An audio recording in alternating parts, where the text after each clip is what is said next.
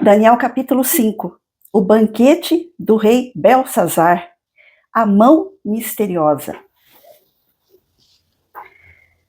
O rei Belsazar deu um grande banquete a 1000 de seus grandes e bebeu vinho na presença de 1000. Havendo Belsazar provado o vinho, mandou trazer os utensílios de ouro e de prata que Nabucodonosor, seu pai, tinha tirado do templo que estava em Jerusalém, para que bebessem neles o rei, os seus grandes, as suas mulheres e concubinas. Então trouxeram os utensílios de ouro que foram tirados do templo, da casa de Deus, que estava em Jerusalém, e beberam neles o rei, os seus grandes, suas mulheres e concubinas. Beberam o vinho e deram louvores aos deuses de ouro, de prata, de cobre, de ferro, de madeira e de pedra.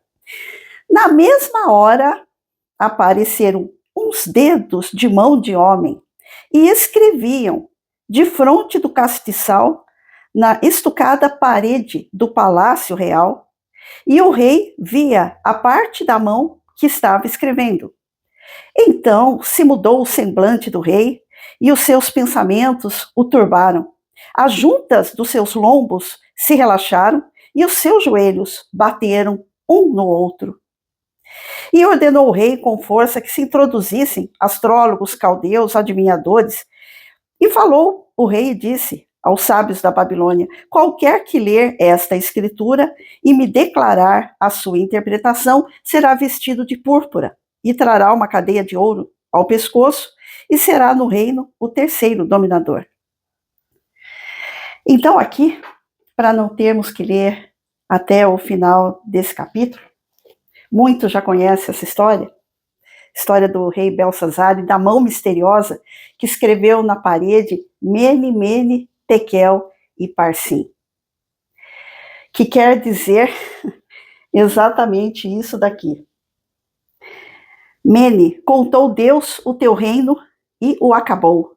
Tekel, pesado foste na balança e achado em falta.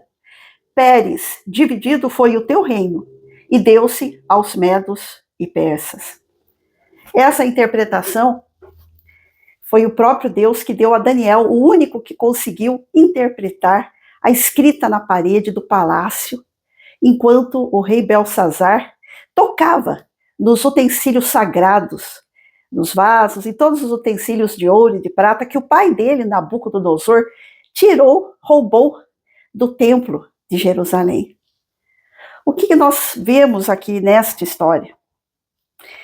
Nessa história nós vemos que Deus não permite que outras pessoas toquem nos seus vasos, os seus servos, de ouro e de prata. Os servos de Deus, eles têm valor para Deus. Porque esses vasos, ou esses servos, eles pertencem ao Deus Todo-Poderoso. E nós sabemos que estão tocando nos vasos do Senhor em todo o mundo. Muitos cristãos estão sendo perseguidos e estão perdendo as suas vidas por amor a Deus. Há pouco tempo atrás, tivemos a triste notícia na África, né? Tocaram muito nos servos do Senhor, que a gente não pode dizer, né, exatamente as palavras e o que aconteceu, mas sabemos que chegou a faltar caixões, mais de 2.000 pessoas, mais 2.000 inocentes cristãos que estavam nas igrejas, prestando um culto, o seu culto a Deus. E olha só, esse texto aqui nos faz refletir que Deus, ele é aquele Deus, ele vê tudo. Deus vê. Às vezes parece que Deus não está fazendo nada, ou até parece que Deus não está vendo, parece que Deus pode não estar se importando, mas o nosso Deus é aquele que vê, e ele se importa com aquilo que está acontecendo no mundo, ainda hoje. Deus viu, e Deus não aprovou. Aquele rei, Belsazar, ele viu a escrita na parede, ele viu a mão escrevendo na parede do palácio real onde ele estava, enquanto ele tocava nos vasos que vieram de Jerusalém, daqueles vasos que eram da casa do Senhor, do templo de Deus. Mas ele não entendeu o que estava escrito ali na parede. E nós estamos vendo hoje a revelação que eu estou sentindo aqui no meu coração e gostaria de passar para vocês. É que Deus também continua escrevendo. Só que agora ele está escrevendo no céu, nas estrelas, nos planetas. Nas paredes do céu, Deus tem escrito. Deus tem assinado decretos. Mas a maioria das pessoas não está entendendo.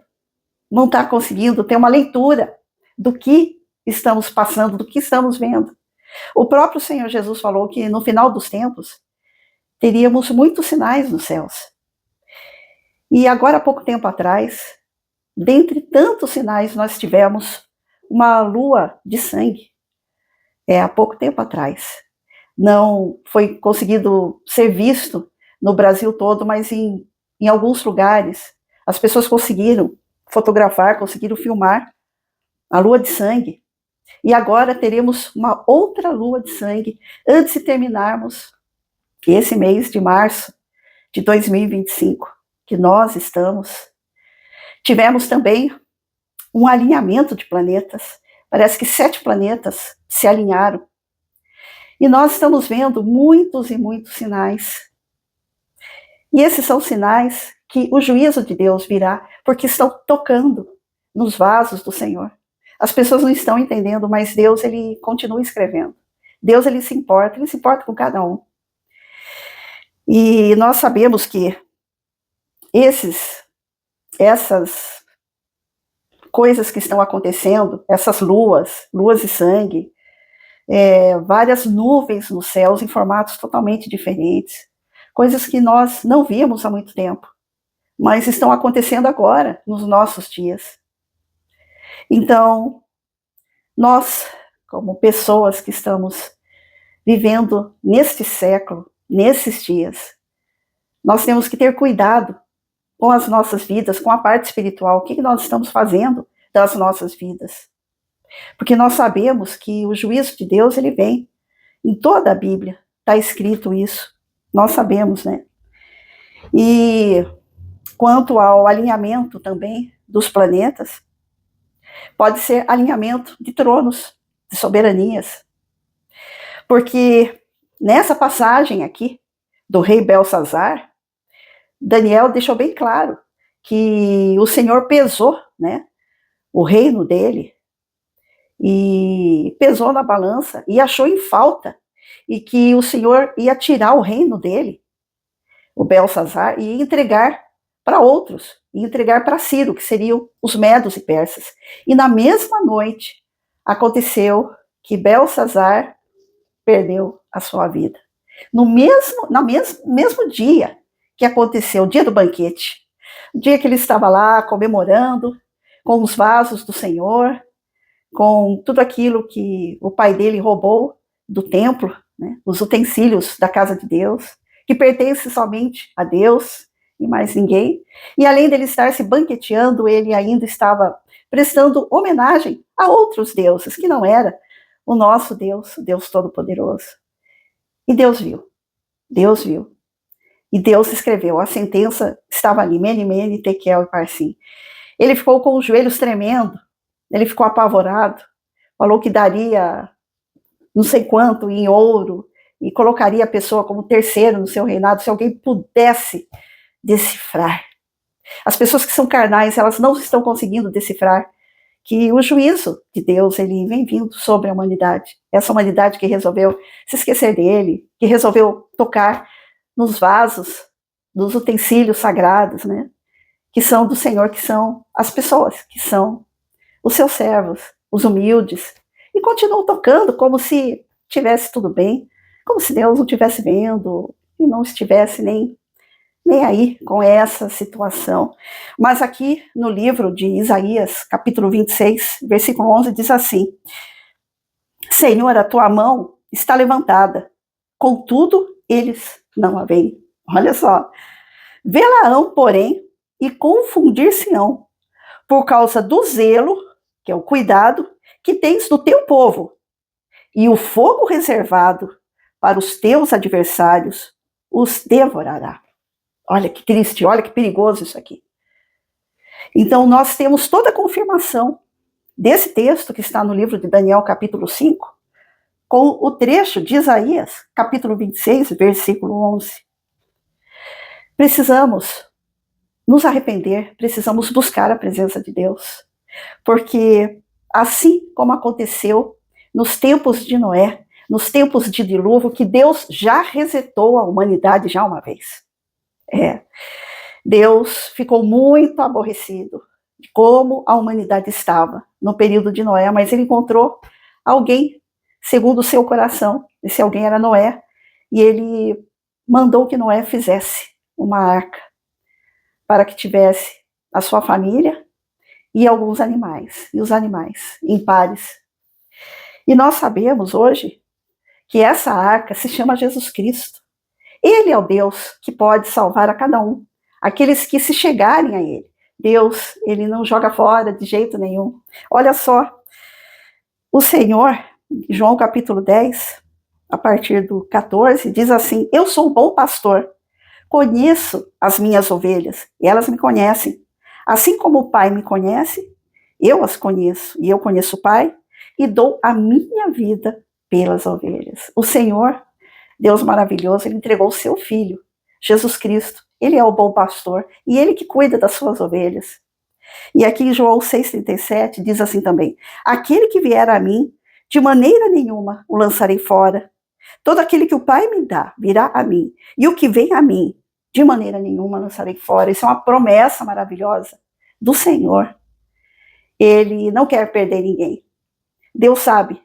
Deus já escreveu, já está tudo escrito e determinado. Podemos contemplar na Bíblia, nos livros proféticos, principalmente Apocalipse. Teve um começo da história que está em Gênesis e também vai ter um final que está em Apocalipse.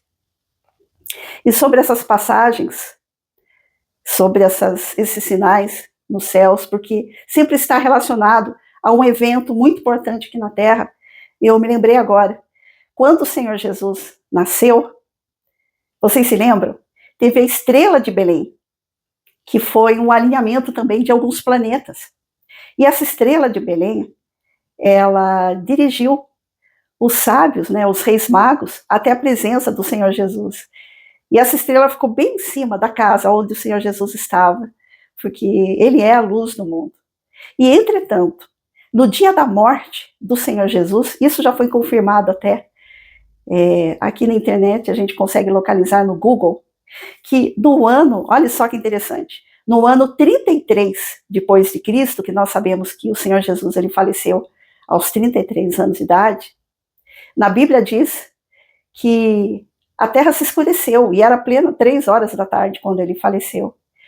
Então, os estudiosos, os cientistas, eles afirmam que teve também uma eclipse lunar muito, muito grande. Ela durou 333 minutos e ficou a lua de sangue.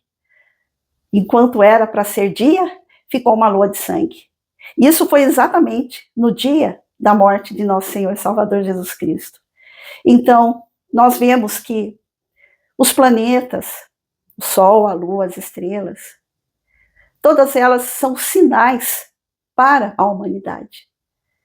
E que sinal é esse? O sinal é: vamos nos arrepender, vamos procurar a nossa arca de Noé, que é o nosso Senhor Jesus. Só Ele pode salvar a cada um que está aqui. Todos nós podemos ter acesso a essa presença maravilhosa que se chama Senhor Jesus. Ele mesmo diz: aquele que crer em mim, dos seus rios sairão rios de águas vivas. Aquele que crer em mim, ainda que esteja morto, viverá. Eu sou a luz do mundo. Eu sou o caminho, a verdade e a vida. Ninguém vem ao Pai senão por mim. Ele é a nossa arca de Noé. Vamos nos esconder, ficar abrigadinhos debaixo das asas do nosso Deus Todo-Poderoso. Ele que perdoa os nossos pecados, nos salva, nos guarda. Ele tem um futuro maravilhoso para cada um que estiver nele. Você já entregou a sua vida para Jesus? Senhor Deus, nós te clamamos em nome de Jesus, primeiramente te agradecendo pela tua palavra. Nós te pedimos, Senhor, que a tua palavra esteja nos nossos corações, que o teu amor seja derramado sobre cada vida, a tua salvação seja visível e que seja aceita por cada um, Senhor, para que possamos ter acesso à tua santa presença. Cuida de cada um, escreve o nome de cada um no livro da vida.